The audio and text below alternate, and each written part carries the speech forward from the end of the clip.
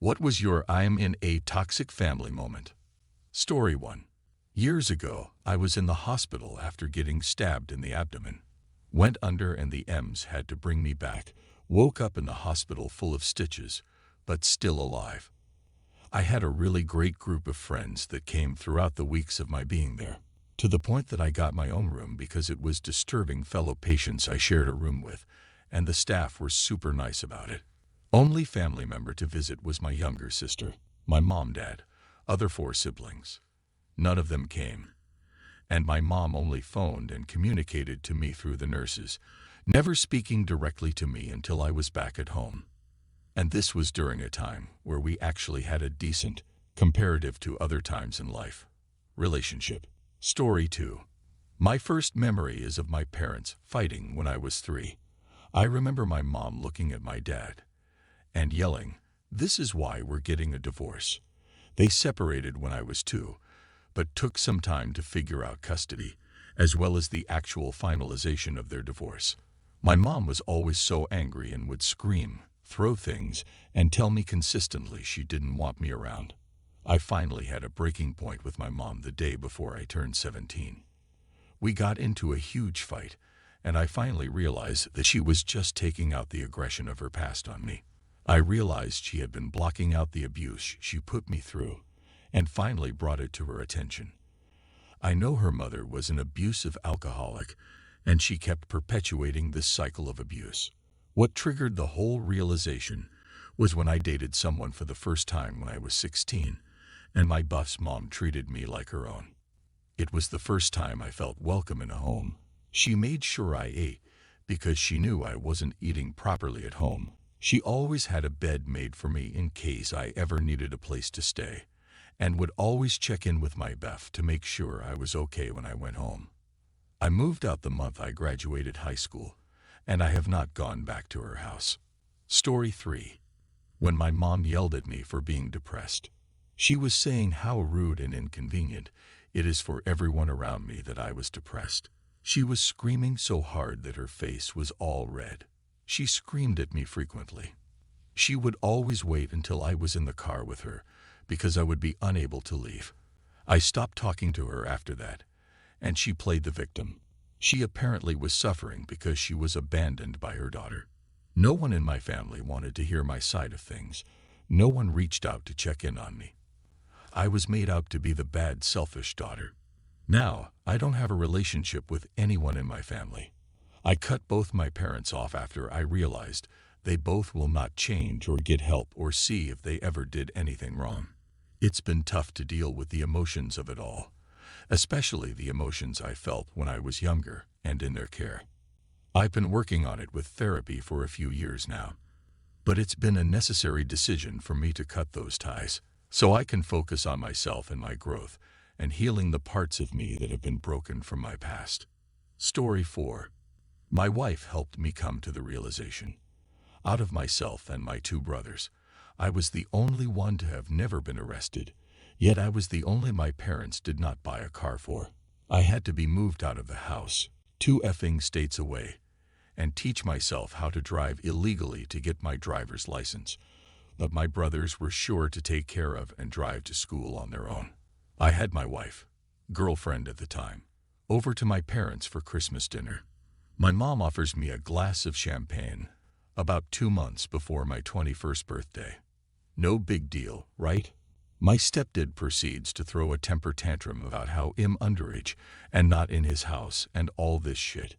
Well, a couple months later found out he bought my little brother, his biological child, a bottle of high-end bourbon for his 18th birthday. When I was in the service, they had a whole bunch of deep-sea fishing trips and pro sports games they would go to without even so much as asking if I could come. They didn't come to my boot camp graduation that I offered to pay for. Didn't see me off when I was deployed. I wasn't there when I came back. Great times. Much more shit I can't think of right now. Story 5.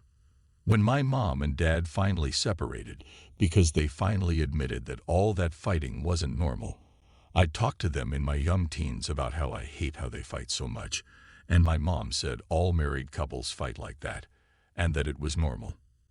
Now I'm 18 and they separated this year, and they realized it is not normal or healthy to have discussions that involve screaming, tears, clenched fists, and everything short of physically harming each other nearly every day. Neither of them are abusive.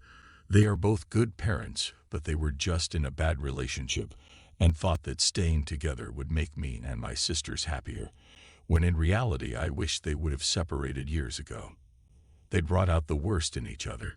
And my mom came out as lesbian, so part of the reason she was angry all the time was from repressing her sexuality. Story 6. My dad put a gun to my mom's head and threatened to kill her when I was in the 7th grade. She's a narcissist with borderline personality disorder. She wouldn't stop verbally abusing my father and being relentlessly passive-aggressive. Like ever. She would just never, ever stop every day for a few months when she was going crazy due to BP taking over, and because she's evil due to narcissistic personality disorder. My father is her enabler, and also a narcissist. They were arguing, yelling, screaming, and cursing like usual, but this time was the last straw for my father, and he snapped. He put a gun to her head, and she just kept screaming over and over again, thinking he was going to pull the trigger, but he didn't.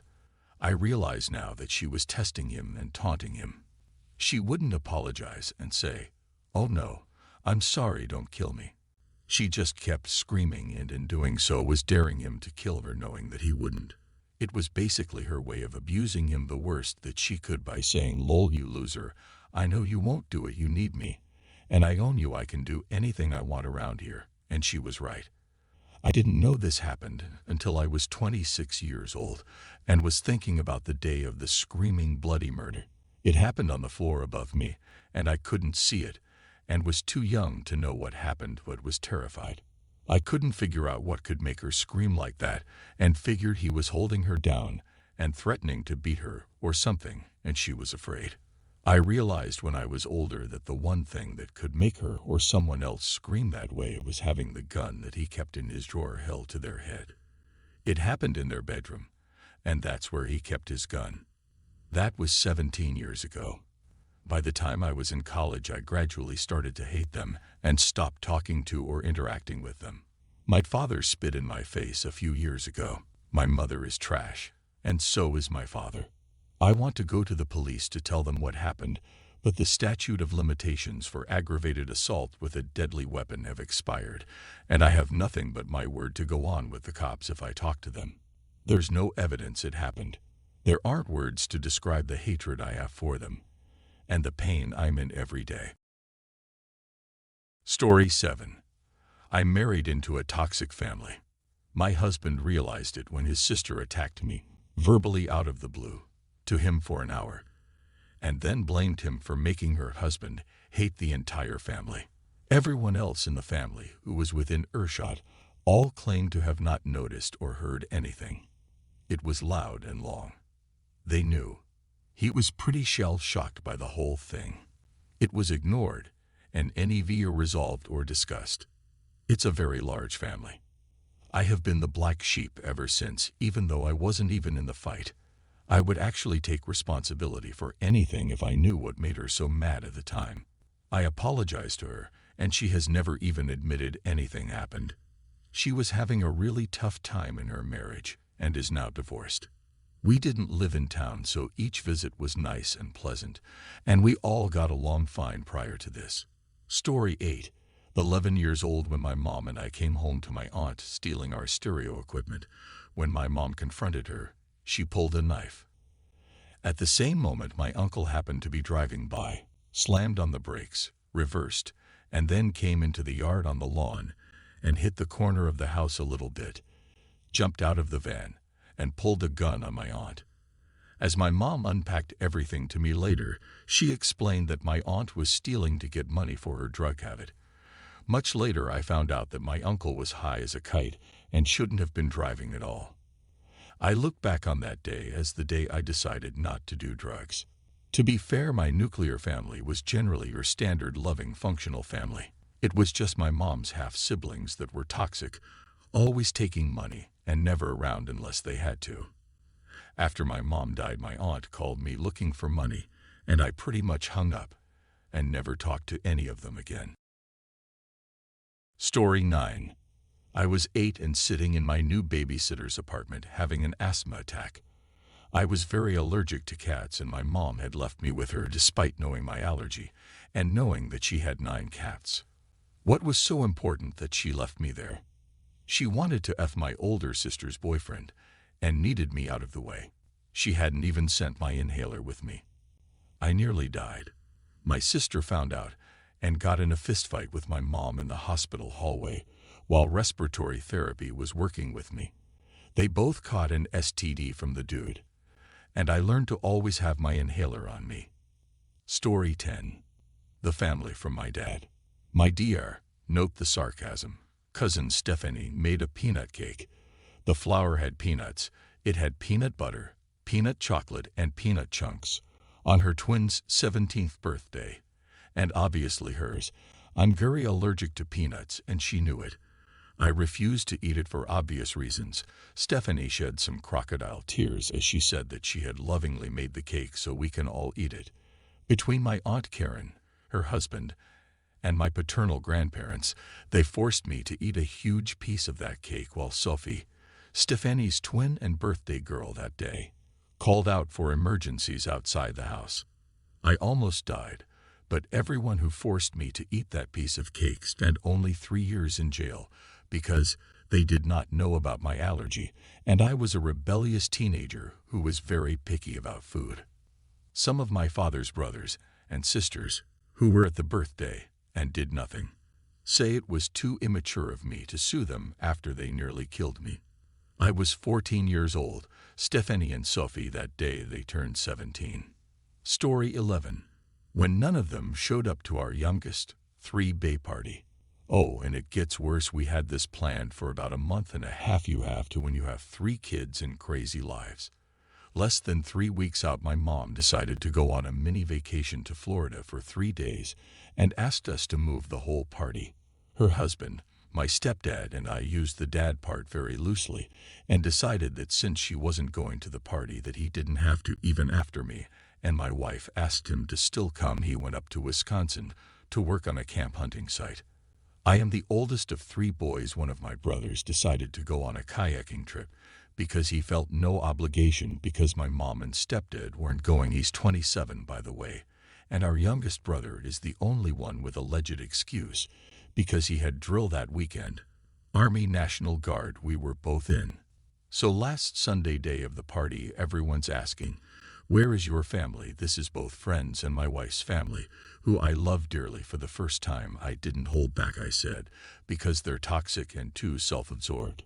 This was definitely one of those last draw situations, though over the last 32 years my life, my mom, my dad, and my stepdad are just the effing worst. I mean, my wife was married young at 19, and to be honest, my in-laws have been my parents ever since then. There is a huge blessing in our lives. Story 12. One of my grandfathers only called me with super negative information, such as, he put one of the cats down, with details on how the cat acted on the way to the vet. Let me know on my 21st birthday that I was an old maid, and my grandmother, his wife, had passed away a few months prior.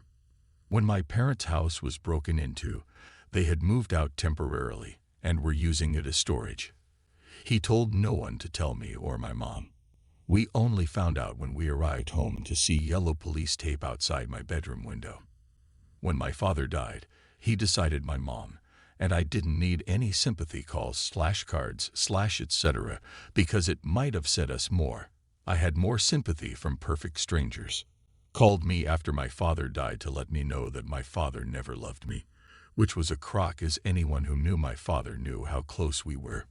When I would not use my professional degree to assist him in what would be fraud, he told me I went to the wrong school. He died in the hospital last year. Suddenly, no one but one relative was with him. And one of my other relatives that lives near me needed an extra hand due to illness, so I missed the funeral. I couldn't have shed a tear anyway. Meanwhile, many of the locals think he was great. They only saw his public persona.